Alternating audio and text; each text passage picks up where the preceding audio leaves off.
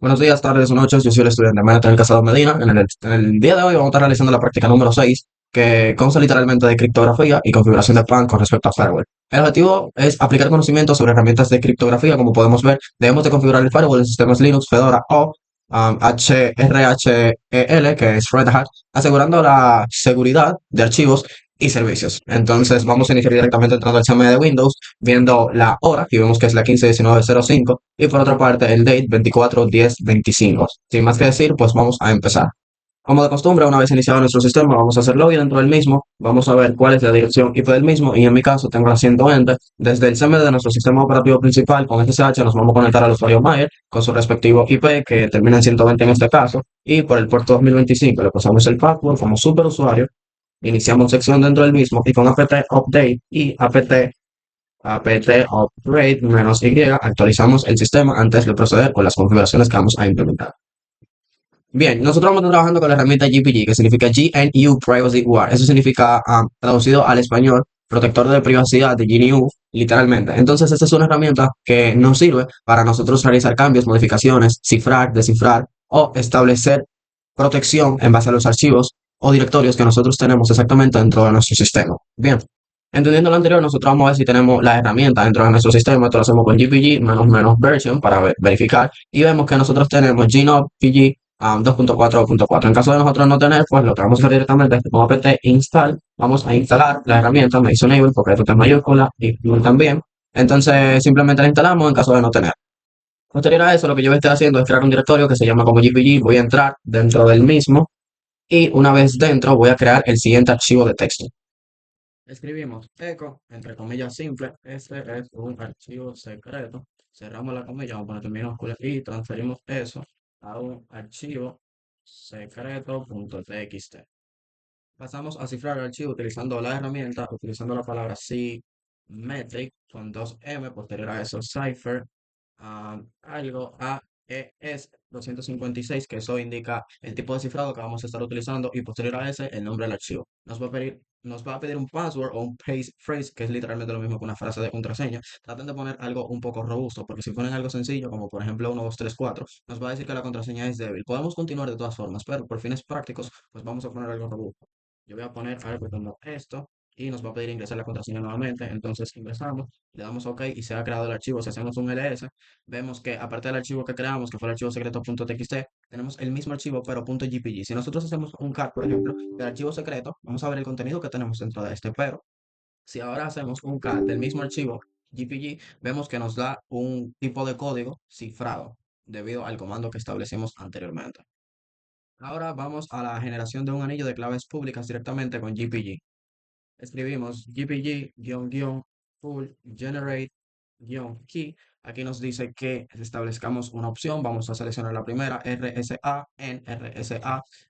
Especificamos el tamaño de la clave. Vamos a tomar el defecto, el por defecto, que es 4096 exactamente. Vamos a especificar que la fecha no expire. Nos pregunta que si esto es correcto, le damos a que sí. Nos pide un nombre, yo voy a poner mi nombre, un email, en este caso voy a poner un fake email simplemente para la prueba, mayer@itla.edu.do, un comentario, sistemas operativos 3, y ahora para confirmar le damos a la O. Nos va a pedir la contraseña para las claves que estamos generando, pongan su debida contraseña y confirman su contraseña. Entonces, todo bien hasta ahí. Aquí se está generando la clave y vemos que se ha generado en esta parte. Ahora lo que vamos a estar viendo es la lista de llaveros o de las claves que tenemos generadas. Para esto simplemente escribimos gpg list keys, y vemos que tenemos las claves que habíamos generado. Nos centramos en esta última, ya que la anterior la había realizado de prueba, pero como pueden apreciar es parte de lo mismo. Aquí en esta parte tenemos el user ID, que fue el nombre que pusimos. En esta parte, recuerden, este fue el comentario. Posterior a eso tenemos la fecha de creación y el correo electrónico que nosotros introducimos. Ahora realizaremos la exportación e importación de las claves.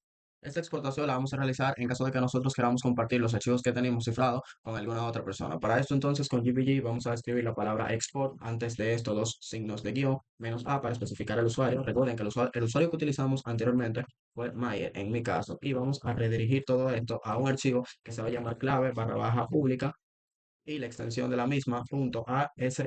Entonces le damos a enter y vemos que se ha generado sin problema. Ahora vamos a estar realizando la exportación e importación de las claves. Esto sirve para cuando un usuario fuera del sistema quiere enviarme archivos literalmente cifrados, y por parte quiere utilizar esa clave pública que nosotros vamos a exportar o a importar. La clave o el archivo que vamos a estar utilizando ya lo habíamos generado, que es este que se llama clave pública o sea, clave barra baja pública punto ASC. Entonces vamos a limpiar la terminal y con GPG vamos a realizar el import de ese archivo. Entonces vemos que se ha procesado y se ha generado correctamente. Posterior a lo anterior, vamos a estar realizando el cifrado y el descifrado de los archivos para proteger la clave pública dentro de los mismos.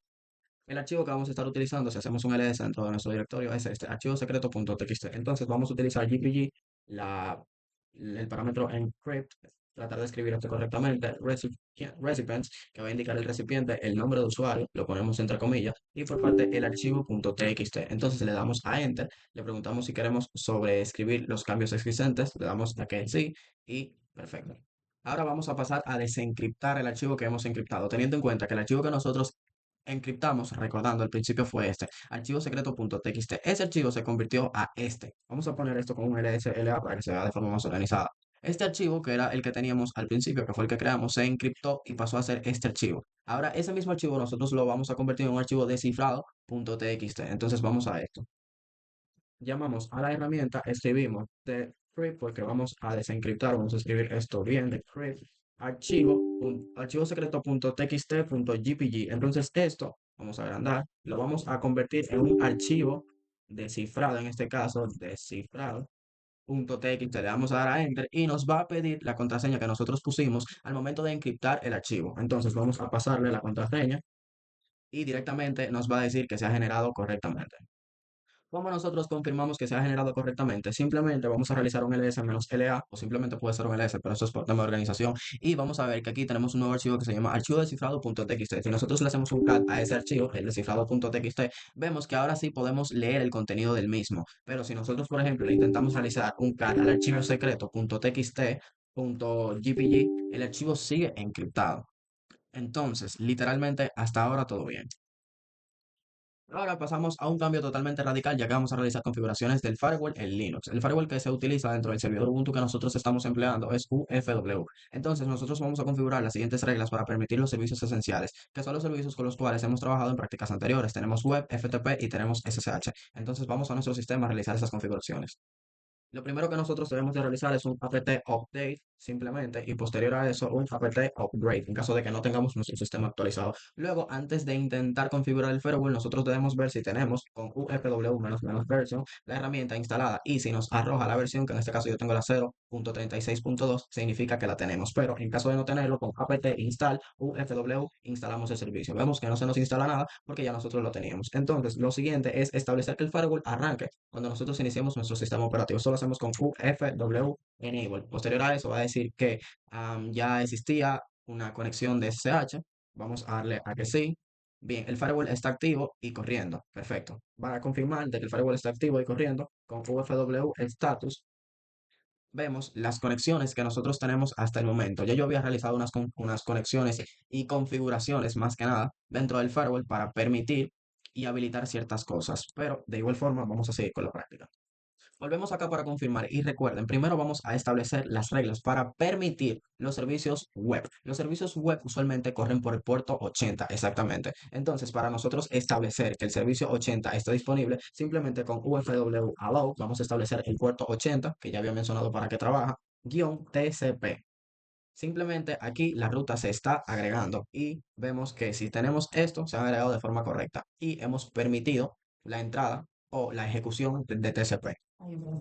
Ahora pasamos a realizar exactamente lo mismo, pero con FTP, el File Transfer Protocol que corre por el puerto 21. Vamos a nuestro servidor y en vez de habilitar el 80, vamos a habilitar ahora el 21. Por otro lado, también lo mismo con SSH, vamos a nuestro servidor y en vez de habilitar el 21, SSH corre por el 22. Le damos a Enter y vemos que se han agregado correctamente las configuraciones que hemos realizado. Para nosotros confirmar nuevamente, hacemos el comando ufw status para ver el estado de las cosas que tenemos en el firewall habilitado. Vamos a obviar el 2025. Ese es otro puerto que yo estoy utilizando de SSH. Seguro ustedes no lo tienen, o seguro sí. Pero bueno, nos fijamos en las configuraciones que realizamos, que fue el 80. Aquí está el del servicio web, el 21 que iba para FTP y directamente el 22 que iba para SSH. Eso quiere decir que las rutas se han agregado de forma correcta, inclusive de forma repetida, porque como ya había dicho, yo había realizado unas configuraciones previas.